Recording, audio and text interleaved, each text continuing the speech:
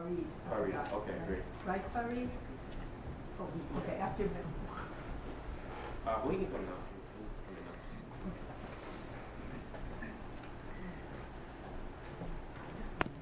Thank you. Well, it's an honor to speak today, and I thank Ellie. I'll be short. Other people want to speak. I knew Ardeshir through my uncle. He was much younger than my uncle, but my uncle passed away 37 years ago. They were both political activists in mid-60s, early 60s, against the Shah's dictatorship. So I got to know Ardeshir, and we were active. We were active on anti-war and Westpac and other issues. So that sense of continuity really has impressed me, and I think about it. I really do think about it existentially. When I always look at Ardeshir and his enthusiasm and activism, it always poses questions for me. What's the balance between individual and social, personal and political? Different people have different ways of balancing these two. But him, and I always, over the years I looked at him, he posed certain questions for me and other people, because he was a tangible, alive, in flesh person. These role models make a difference, not books. And books make a difference, ideas do make a difference, words do make a difference. But the role models, Ellie, Sarah, Ardeshir, when you see them in flesh on the street where the rubber meets the tire, where the tire meets the road. I won't be long, but last week I was listening to a progressive thinker, Zizek. He's from Eastern Europe. He said that, he was saying that a revolutionary's commitment is made of the same stuff that love is made of. So he went to California and he rearranged furniture. But he had the same attitude towards society and political affairs and people's affairs, interventionist, not sitting on the fence. But those interventions were on behalf of making a difference. His egalitarian commitment and egalitarian values and justice. My friend Kazem sent an email to all of us 2 days ago, and he said, we really, really respect him. When 8 years ago, there was a rumor of war and invasion of Iran. Ardeshir and his organization, Ellie, they stood firm against war. There was a sense of confusion among many Iranians, inside and outside.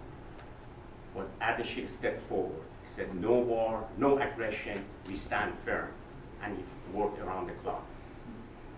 So we talked about revolutionaries' commitment as law. Let me end with Rumi, the poet, has a one-liner that might be fitting. He says, گر لعل را مهر نبود باک نیست. A jewel doesn't need to have a seal of authenticity. It's valuable and precious for what it is in its essence. عشق در دریای غم غمناک نیست. Love and commitment in the sea and ocean of sadness would not be sad. Thank you, Ellie, for giving me a chance. Oh.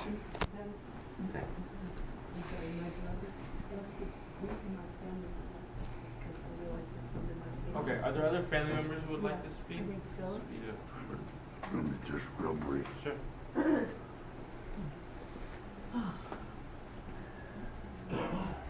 For those of you who don't know me, I am Ellie's younger brother.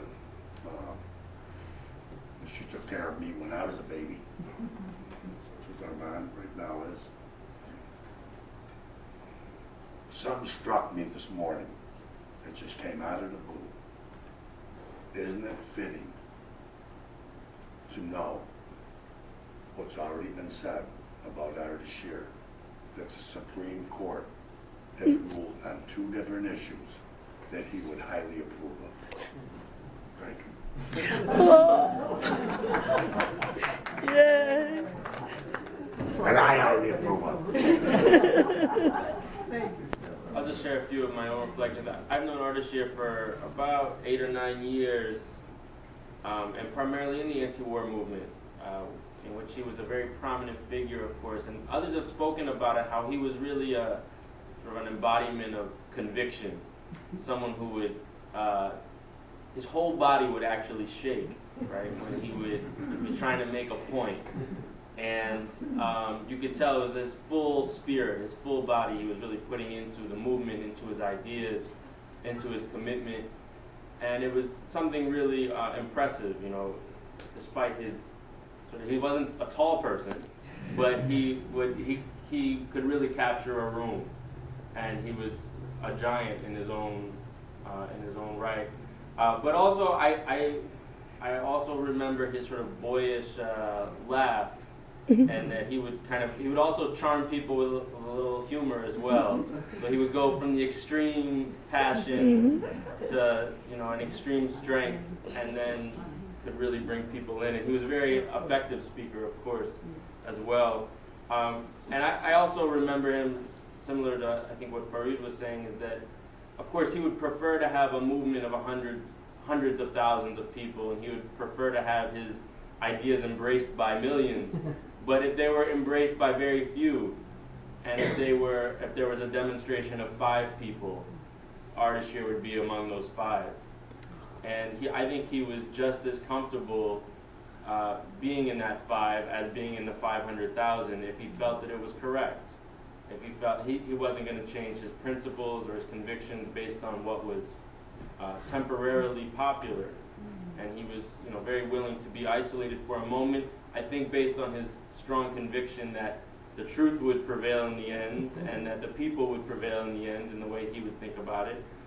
And I think two of the last talks I had, one was about, talks with him, one was about the environment, which he also had a very strong view about who was really responsible for climate change and who was responsible for the pollution and so forth. And of course, his own sickness was a result of his own past, and that he, when he came to this country in 1963, right? Okay. In 1963, he was a immigrant student. I think he was teaching math on part-time, but he also had to take a job like so many other immigrant workers, doing dangerous and difficult home demolition and other home repair things where he had to work with asbestos and many other dangerous chemicals, which were what produced his mesothelioma in the end. And you know, in the last year or two, I mean, I think he would have really been one to point the finger, of course, at how that great global issue also has people who are responsible for it. And you know, he was truly connected to this struggle that he was speaking on behalf of. He was a leader in the Iranian Student Association in the 1970s, also the Committee for Democracy in Iran, of course the American-Iranian Friendship Committee, the People's Democratic Association. There's a whole litany of organizations that can say that Ardeshir was really an important leader in. There was a time, I believe, he was held in Germany for a year by the U.S. State Department because they didn't want him to come back to the U.S. That he really had a tremendous history, which he would share with you if you asked him about it. And so I was very fortunate to have asked him about it several times and got some of that history. Ardeshir would come to our meetings in Harlem, which were not enormous meetings. There would be 25, 30 people, and he would drive down from up here for a meeting of 25 or 30 people, and this is after 5 or 6 decades in the movement. And you have to ask why. And I think that something that Ardeshir really cared about was that young people in particular were